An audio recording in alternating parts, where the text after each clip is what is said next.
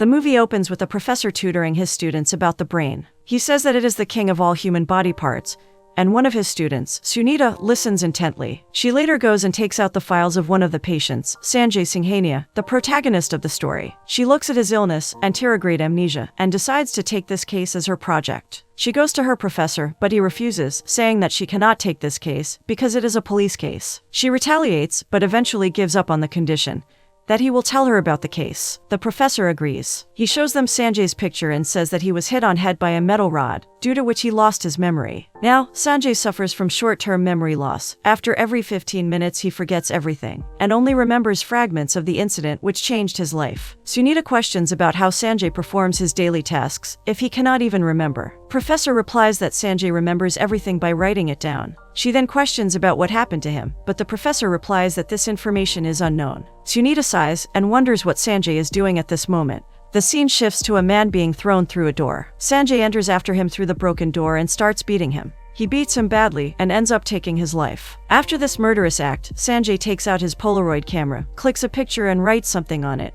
He then takes the man's phone and searches his contacts for the number of a person named Ghajini. At his name, Sanjay sees flashbacks of someone hitting him, and a girl whispering something. Sanjay quickly grabs his notepad and notes down Ghajini's number on it. He then looks around and finds an invitation mentioning Ghajini as the chief guest. Sanjay quickly takes out his phone, turns on the alarm, murder Ghajini, and leaves. Later, the body is found by the police, and forensics search the area. Ghajini, the antagonist of the story, arrives at the spot, and his men tell him that this is the second murder of the week, and he orders for the culprit to be found before the police get to him. Sanjay is in an auto rickshaw, going through his Polaroids. The driver asks him about his destination, and he shows him a Polaroid. Sanjay reaches his home, and the driver is shocked, because what kind of person does not know his own address? He gets home and finds sticky notes about everyday tasks all over the walls. The walls are filled with notes, telling him to find and slay Ghajini. He takes out his stuff and places it in their labeled spots. He then takes the invitation card he found earlier, tapes it to the wall, and goes to bed. He wakes up later, not remembering a thing. He goes to the bathroom and finds a note telling him to remove his shirt. He removes it and finds his body filled with tattoos. The tattoos are telling him to take revenge, and that Kalpana was murdered. Seeing Kalpana's name brings flashbacks of a beautiful girl, and he seethes with anger. Sanjay leaves the bathroom and goes over all the photos he has. Flashbacks of his past life, the incident hits him with full force, and he screams in agony. Boiling with fury and the desire to take revenge, Sanjay works out vigorously, all the while thinking of his one aim, end Ghajini. He exercises until his body gives up, falls to the ground, and cries. Police Inspector Arjun, the one investigating the murder of the man, arrives at the Mumbai bus station. He investigates the ticket from the crime scene, and by asking a conductor, he comes to know about the man who always forgets. He takes a bus from Hiranandani every morning at 10. On the other hand, Sanjay gets ready, follows the instructions written all around to carry on with his routine, and leaves. Arjun waits at the Hiranandani stop for Sanjay. He finds Sanjay sitting on the bus and runs after it. Arjun catches the bus, gets in, but Sanjay has already left. Sanjay goes to the hospital and bumps into Sunita. He is confused when she asks for his time, but agrees. They both sit down at the canteen, but before she can say anything, his camera beeps. She is curious about it, so he explains, saying that it beeps after every 15 minutes, as a reminder for him to photograph important things. He then writes on them to remember. She makes notes of everything he says, but when he finds her doing this, he gets angry and asks her to throw it away. She obliges, but then asks to see the photo he took. He looks skeptical, but then takes out the Polaroids and hands them to her. The Polaroids of different people and places. She then questions him about his head injury, but he leaves, saying that they are not friendly enough for him to confide in her. She stops him, saying that she would like to meet him again. She recommends that he take her picture, so he can remember her later. He takes 2 pictures and writes down, "My friend," on them. Arjun goes around the city, inquiring about Sanjay, and the rickshaw driver who dropped Sanjay home the other day tells Arjun about his location. Sanjay is at home, going through his stuff, when Arjun arrives. He picks up a bat, and before Sanjay can do anything, he knocks him down. He ties him to his chair and beats him. He then rips Sanjay's shirt open and finds his body covered in tattoos. Arjun is shocked, looking properly around his place, and finally sees the walls covered with pictures, his gun, and a diary. Arjun begins reading the diary, and we are taken back to the past. A private jet stops at the runway, and Sanjay gets out of it. A young and healthy Sanjay. He narrates his story, saying that his father dreamt of turning their enterprise into the largest cell phone company of India, and now, this is his purpose. He gets into his BMW and drives to his company, Air Voice India. He gets to his office and is welcomed by the employees. He addresses them, says that they are targeting 500 million subscribers around the country, and he will make it happen. He tells them to keep confidence with them and to leave vanity outside the office. We are then introduced to Kalpana, a pretty young lady who dreams of becoming a superstar. She is a young artist who plays small roles in dramas and commercials. Sanjay visits different sites for the hoardings of their company. They get to Kalpana's house, which would be the perfect spot for their hoarding. He orders his executive assistant, Shroff, to go and talk to her. Shroff tries to convince her. Everyone tries to eavesdrop on the conversation and misunderstands it as a matter of love. She refuses their offer and asks them to leave. Before leaving, Shroff hands her his card. After they leave, suddenly everyone starts respecting Kalpana and begins calling her ma'am. She is shocked, but the director explains everything to her. He says that Sanjay might have seen her somewhere and has fallen in love at once. She tries to correct his misunderstanding, but when she sees all the protocol she is getting, she decides otherwise. She realizes that they all have misunderstood the meeting, but plays along with them. The director takes the card from her hand, makes the call, and hands her the phone. An AirVoice employee picks up the call and rudely informs her that they have done a background search and know that the house isn't hers. He tells her to get lost and hangs up. But Kalpana keeps pretending that she is on the call, and with everyone eagerly listening, says yes. With this lie, her life changes. She starts getting main roles in the commercials, and everyone treats her with respect. One day, the director arrives and says that an ad film agent is coming their way. If he gets the news that their lead model is dating Sanjay Singhania, it will boost their company. Later the same day, a journalist from a magazine comes to their studio. Kalpana mistakes him as the ad agent and tells him that Sanjay is her lover. She starts making up fake stories of how they both met, and the journalist jots down everything. Sanjay sees the news of his affair with Kalpana and grinds his teeth. He gets phone calls from all over the place asking about the affair, and he denies this news, saying that he hasn't even seen her face. He gets really angry and orders his men to find her. On his way, Sanjay sees a few handicapped students, walking with the help of canes, standing outside the museum. Turns out they can't go in, because their canes get stuck on the maintenance hole covers. Coincidentally, Kalpana arrives and helps them go to the other side. Sanjay sees all this unfold, and is truly impressed by the girl he doesn't know yet. Sanjay gets to Kalpana's workplace and is shocked to see the girl from earlier. The man who is never afraid of anything stutters while speaking to her. He says that he saw the article in the magazine. She then sighs and starts to babble about her and Sanjay's love story, not knowing that the man in front of her is Sanjay Singhania. He listens to her and even laughs at her silly story. After she ends her story, she asks if he is there for auditions. She then asks for his number so she can inform him if there is a role for him. He tells her his number, says his name is Sachin, and leaves, smiling, totally smitten by her. The next day, Sanjay is busy giving an interview to CNN when Kalpana calls him. She offers him an underwear ad, tells him the address, and asks him to come in a rickshaw for a good impression.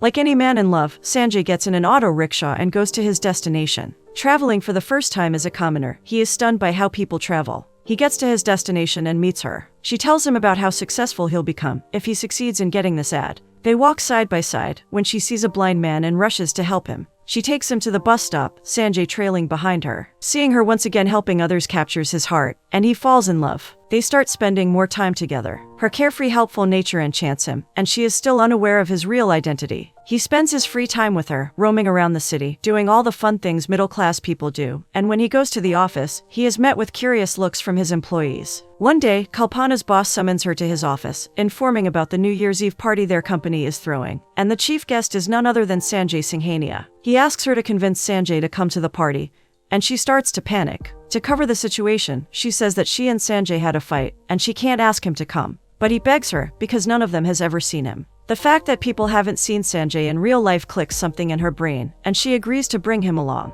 Later, she goes home and asks one of the side actors to pretend to be Sanjay. While they are onto this, Sanjay, who she still thinks off as Sachin, arrives at her place. She introduces the actor as Sanjay to him, and he starts to laugh. After her plan fails, she reveals to Sachin the story of how the rumor of her and Sanjay dating spread like wildfire, and she took advantage of it. She then asks him for help, because she needs to have a Sanjay Singhania for the party. She begs him to go along with it, and he agrees. At the party, Kalpana waits for Sanjay desperately. Suddenly, someone announces his arrival, and she sees him getting out of a luxury car with bodyguards. She is stunned at his grand arrival, thinking that he is good at acting. He approaches her, kisses her on the cheek, and compliments her. She is flustered at his act, and later at dinner, scolds him for kissing her publicly. Two women approach him, asking for some funds for their charity. Kalpana panics and tries to get him out of this situation, but he takes out his checkbook and writes a check of 500,000. Kalpana asks him to stop his overacting, but he just smiles and hands over the check. They both go back home on a local bus, and she laughs at how easily they made fools of the people at the party. He just sits there and stares at her laughing, with a big smile etched on his face. And right at that moment, he confesses his love for her, and asks her to marry him. She is shocked at this sudden revelation, and asks for some time before answering. After she is gone, he thinks that for her, he is an ordinary man, and he personally wants to win her love. If she accepts his proposal, then he will confess that he is Sanjay Singhania, but if she refuses, then he will remain Sachin and fade out of her life. Back in the present, Arjun stops reading Sanjay's diary, as it ends on December 31st. He goes over to Sanjay and wakes him up. He asks about Kalpana's response, and how he ended up like this. Sanjay doesn't respond, so Arjun looks around and finds the diary of the year 2006. He opens it, but before he can start reading, Sanjay frees himself from his binds and attacks Arjun like a madman. They both fight badly, and right when he is about to end Arjun, his doorbell rings, indicating someone's arrival. He finds his manager and some doctors at the door. His manager urges him to move back to his mansion, instead of living in this tiny flat. They even offer to send a nurse and chauffeur for his assistance, but he declines the offer. Later, his phone beeps, so he looks at it and finds a reminder, telling him to check his invitations on calendar. He finds the invitation to the college fest he brought from the crime scene, and goes to the venue. There, he finds Sunita, but doesn't recognize her. She tells him not to leave before her performance, so he goes inside and settles down. The principal announces the arrival of the chief guest, and welcomes Ghajini Dharmatma. Sanjay's ears perk up at his arrival. Sunita comes on stage and performs. During her performance, Sanjay calls Ghajini to confirm the number he got from his victim's phone. And Ghajini picks up. Sanjay gets up, goes to the parking lot, and once again makes the call. Ghajini isn't able to listen, so he hands his man his phone to attend it. Sanjay asks him to come to the parking lot. In the parking lot, they get into a bad fight, which ends with Sanjay breaking the man's neck. He then takes out the Polaroid with Ghajini's photo, and starts to panic when he sees that the man in front of him is not Ghajini. While he is busy panicking, Ghajini and his men arrive and open fire, but Sanjay manages to run away. Ghajini asks his injured man who came to murder him, and he tries to say Sanjay's name, but all he can get out is, 2 years ago, before he passes away. Ghajini thinks about what he did 2 years ago, and who could be after his life. He then orders his men to make a list. The next day, Sunita goes to Sanjay's flat. She knocks at the door, but finds it open. She finds the walls filled with the writings of revenge, to end the life of Ghajini, and while going through Polaroids, she even finds the ones he took of his victims. She carefully places them all in her bag. She then goes over to a giant map on his wall, which stretches over to the cupboards. She opens one of the cupboards, and Arjun falls out from it. His mouth is duct-taped, and his limbs are tied with rope. She screams and cries, but seeing him suffer, she removes the duct tape from his mouth. He then tells her that he is a police officer, and asks her to untie him. He grabs her hand, tells her that Sanjay is a murderer, and tries to run. But before they can run, Sanjay finds them. Not knowing who they are and what they are doing at his place, he questions them, but Arjun runs away. Sanjay runs after him, with Sunita behind them. Out on the main road, Arjun is hit by a bus and loses his life on the spot. People start to gather, and Sanjay stands there, confused about why is he there in the first place. In the group of people, he finds Sunita staring at him. When their eyes meet, she starts to run, and Sanjay follows her. She runs to a mall, and when he enters behind her, he gets confused, because he can't remember who he was running after. His camera beeps, so he takes out his Polaroids and starts going through them, totally confused. Right at this moment, Sunita approaches him and tells him that they should go. He is stunned, but she shows him the Polaroid with her picture, and tells him that she is his friend. She starts scolding a few men who are smoking, which gets Sanjay into a fight with these men. Taking benefit of the fight, Sunita runs away. The scene switches to Ghajini having a conversation with a man.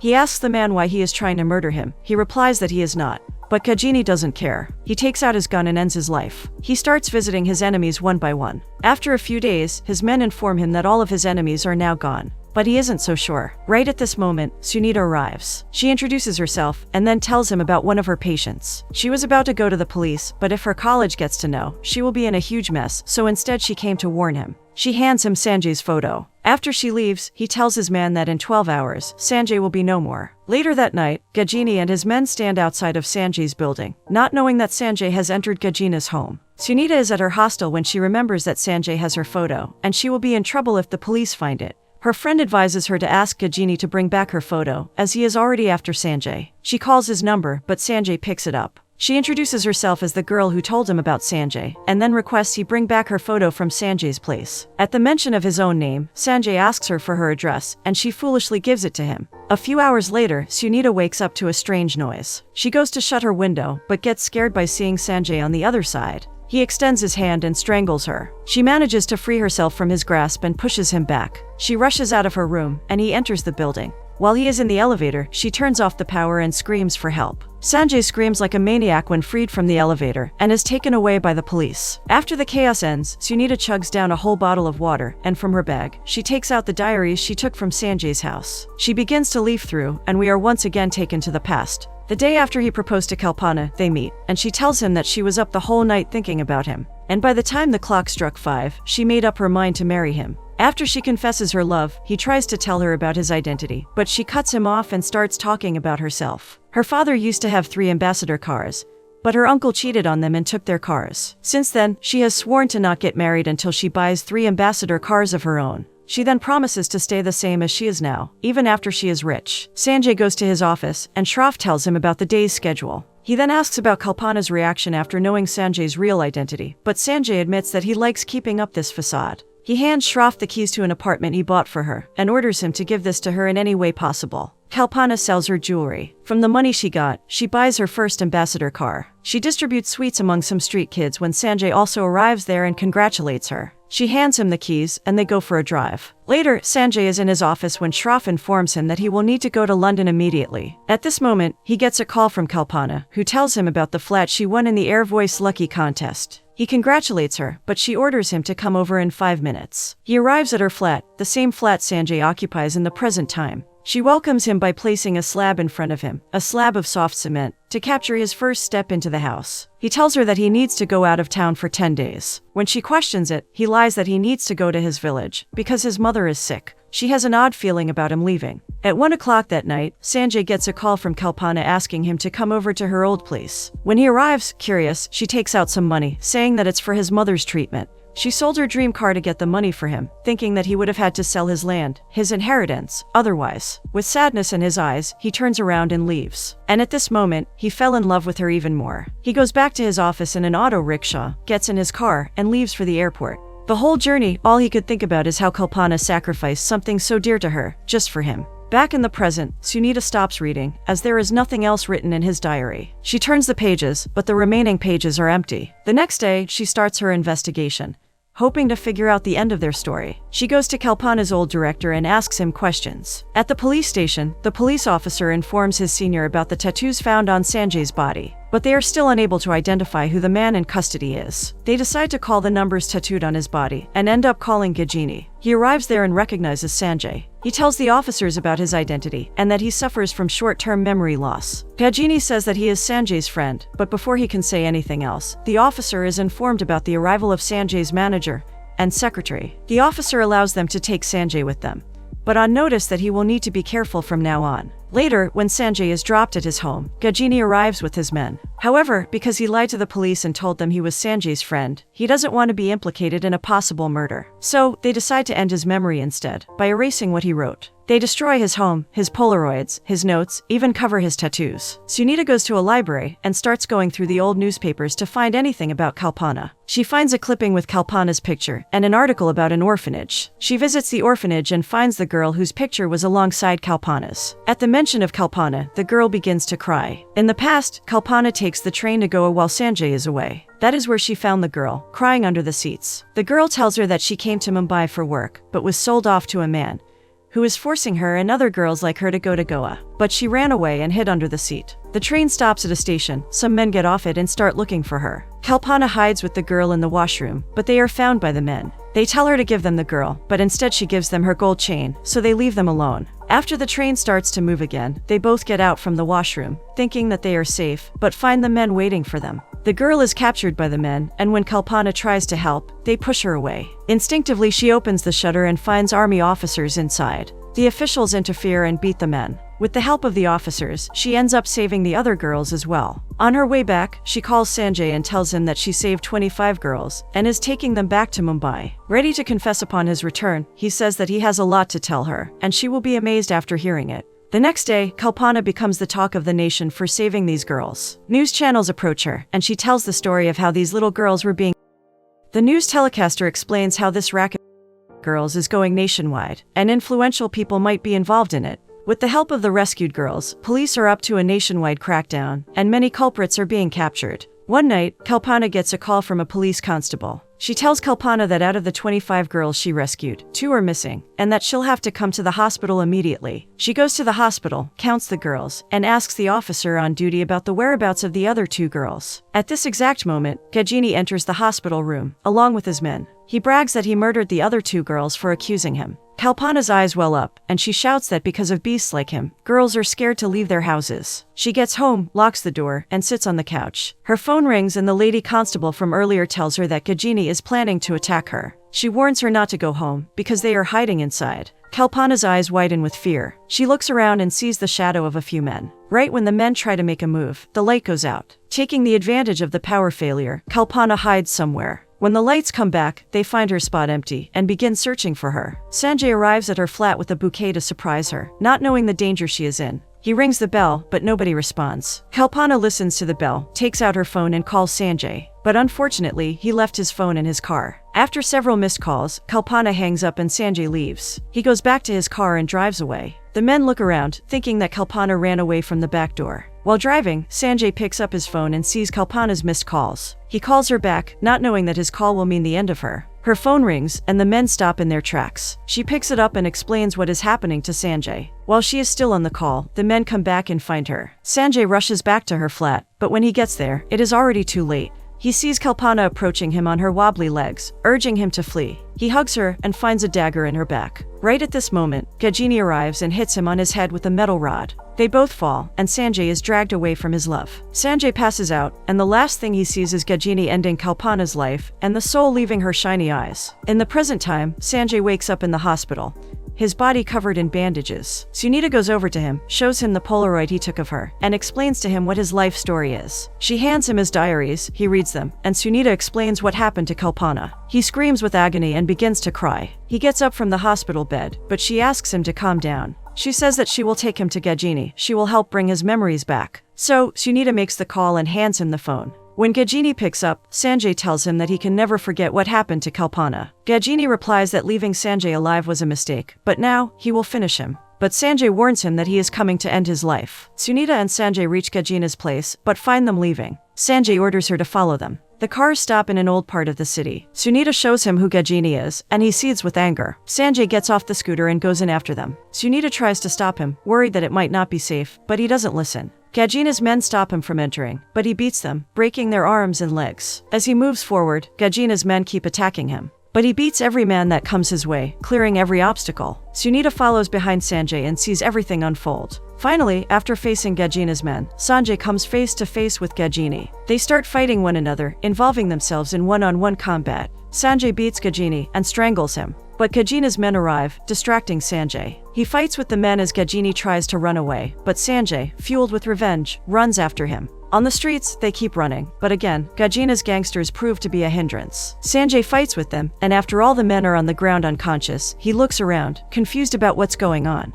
He finds himself lost in these unknown streets. After a few moments, he finds Ghajini hiding from him. He approaches him, but doesn't attack. Ghajini grabs the opportunity, falls to his knees, and pretends to be a victim of Ghajini. He asks Sanjay to protect him from Ghajini, claiming that he is Prakash, and they both came to find the murderer. He tells Sanjay to keep an eye out for Ghajini, backs up, and picks up a metal rod. Sunita arrives at the spot and sees Ghajini with the weapon. She calls out for Sanjay, but it is already too late. As Sanjay turns around, Ghajini stabs the rod into his stomach. He picks up another and says that he will show Sanjay how he ended Kalpana. He goes over to Sunita, and the memory of the night Kalpana left this world comes to Sanjay. Not wanting to see the same thing again, Sanjay gets up, removes the rod from his body, and throws it at Ghajini. The rod hits him in the head, making him unstable. Sanjay goes towards him, beats him badly, and finally ends Ghajini the way he ended Kalpana. After taking his revenge, Sanjay weeps with relief. Months after this incident, Sanjay opens up an orphanage in memory of Kalpana. At the orphanage, there's a birthday party. Sunita arrives at the party, hands one gift to Sanjay, and the other to the birthday girl. Sanjay unwraps his gift, and inside he finds the cement slab with his and Kalpana's footprints. The movie ends with Sanjay caressing the slab, with tears in his eyes.